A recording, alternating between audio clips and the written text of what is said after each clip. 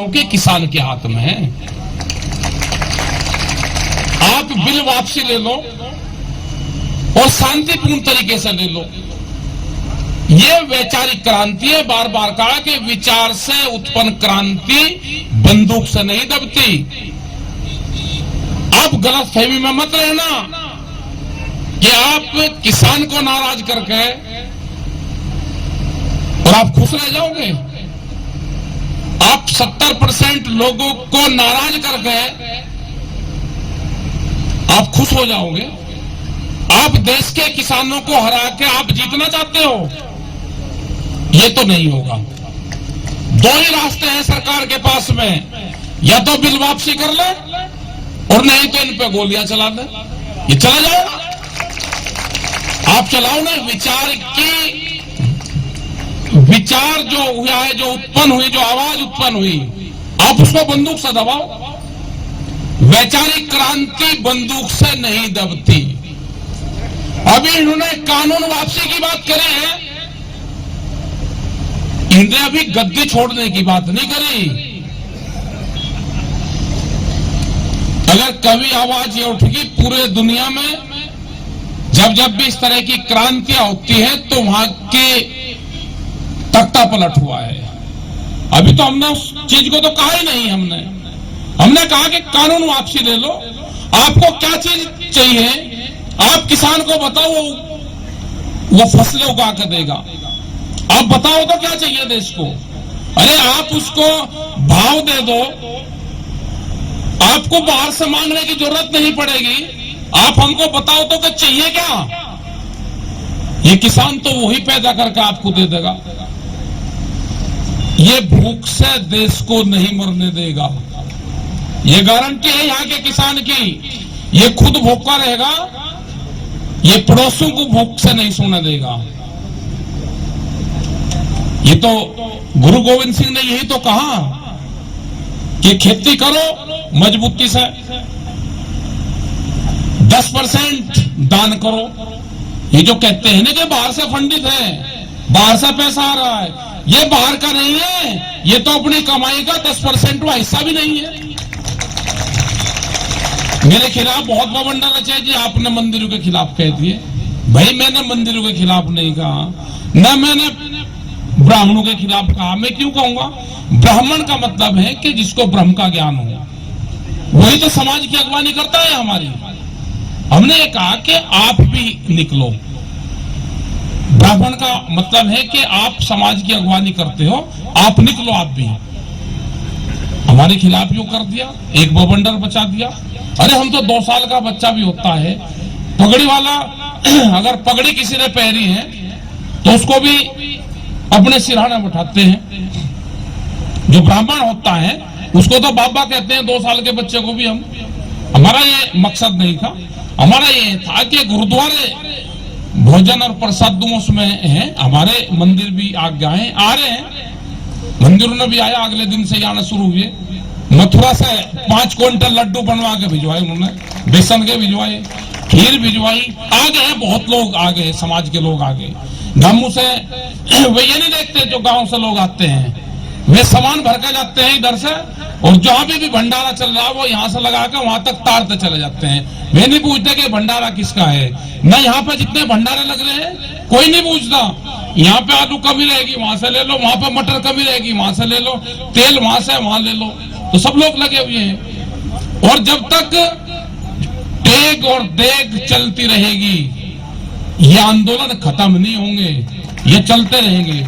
गुरु गोविंद सिंह ने यही तो कहा कि दोनों चीज चलती रहे तो आंदोलन खत्म नहीं हो सकता। ये लड़ाई है, ये किसानों की आजादी की लड़ाई है। बहुत लोग कहते हैं आप तो आजादी के नारे लगा रहे हो। अरे भाई आप हमारी भाषा तो समझ लो। हमने किसान की आजादी की लड़ाई लड़ी। आजादी की बात कह रहे हैं हम, किसान की आजादी की बात कह रहे हैं कि भाई किसान को भी आजाद कर दो।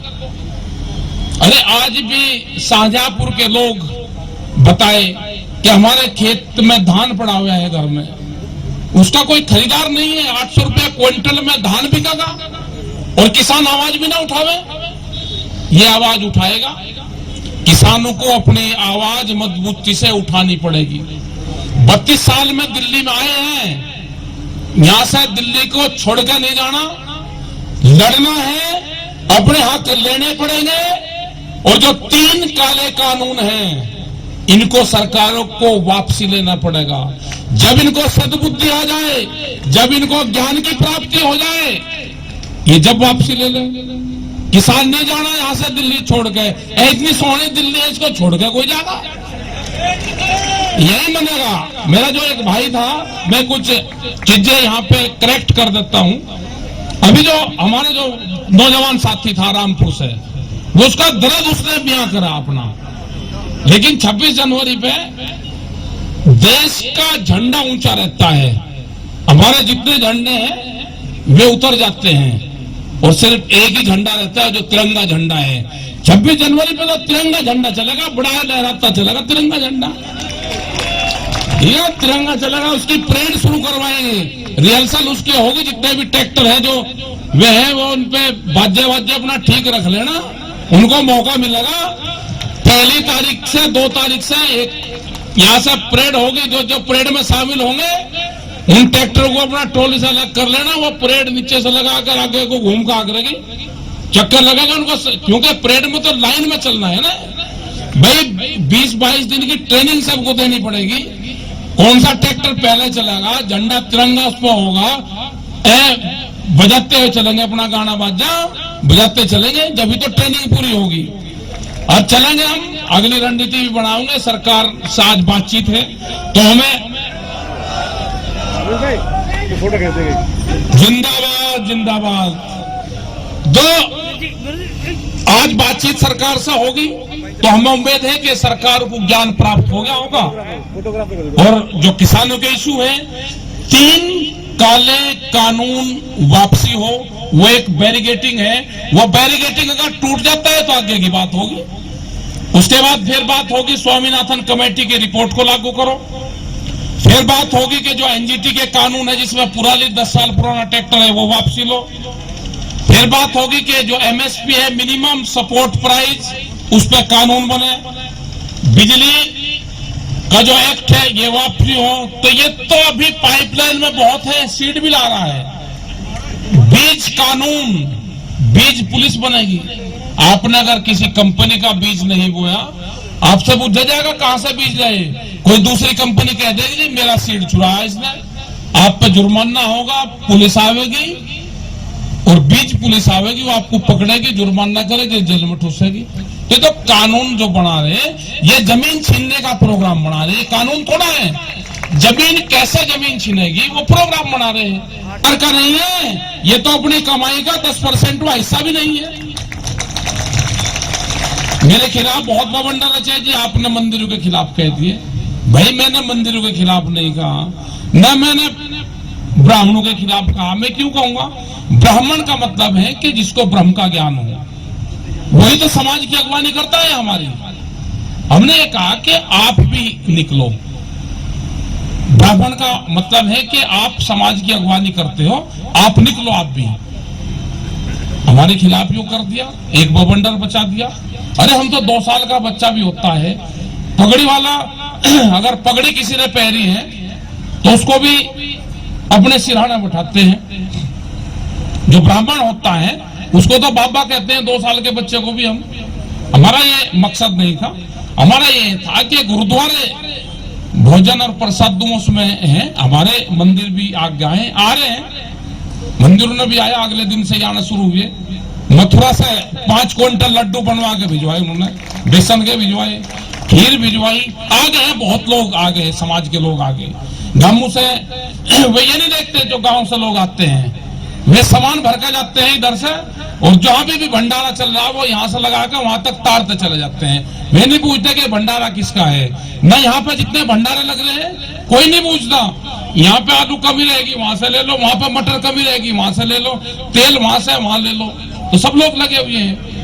और जब तक टेग और देग चलती रहेगी, ये आंदोलन खत्म नहीं होंगे, ये चलते रहेंगे। गुरु गोविंद सिंह ने यही तो कहा कि दोनों चीज चलती रहे तो आंदोलन खत्म नहीं हो सकता। ये लड़ाई है, ये किसानों की आजादी की लड़ाई है। बहुत लोग कहते हैं जी आप तो आजादी के नारे लगा रहे हो। अरे भाई आप हमारी भाषा तो समझ लो। हमने किसान की आजादी की लड़ाई लड़ी, आजादी की बात कह रहे हैं हम, किसान की आजादी की बात कह रहे हैं कि भाई किसान को भी आजाद कर दो। अरे आज भी शाहजहांपुर के लोग बताए कि हमारे खेत में धान पड़ा हुआ है घर में, उसका कोई खरीदार नहीं है, 800 रुपया क्विंटल में धान बिकेगा और किसान आवाज भी ना उठावे। ये आवाज उठाएगा, किसानों को अपनी आवाज मजबूती से उठानी पड़ेगी। 32 साल में दिल्ली में आए हैं, यहां से दिल्ली को छोड़कर नहीं जाना, लड़ना है, अपने हक लेने पड़ेंगे। और जो 3 काले कानून हैं इनको सरकारों को वापसी लेना पड़ेगा।